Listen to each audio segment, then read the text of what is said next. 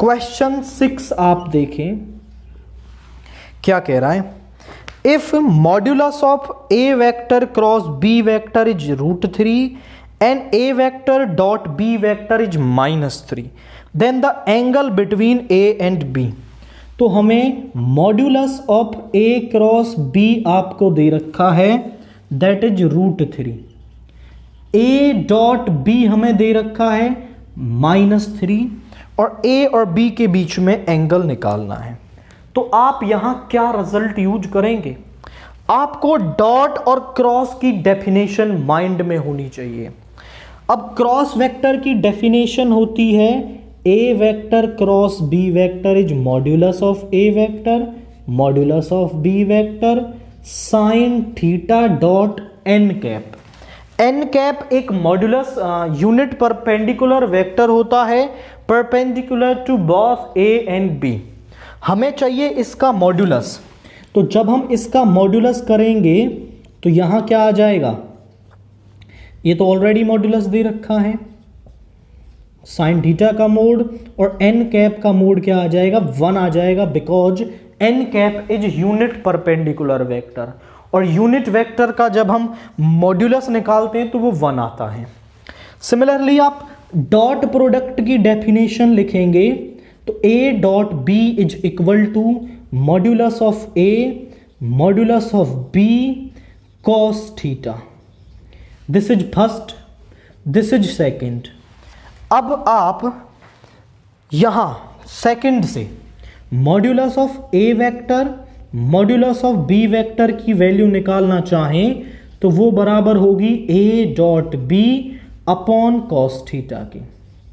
Now इसकी value आप यहां रख दो इसके अंदर, तो देखिए जरा क्या होगा।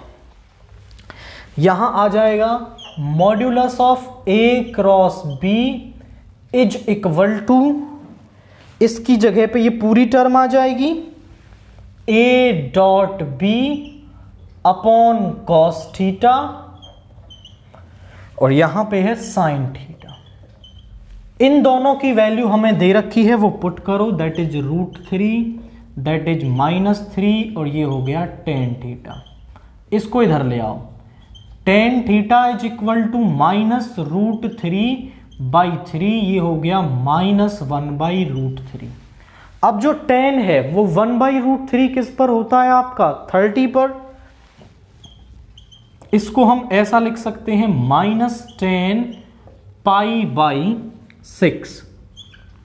ये tan 30 हो गया, माइनस को अंदर ले जाना है तो इसको हम ऐसा लिख देंगे 10 π - π/6।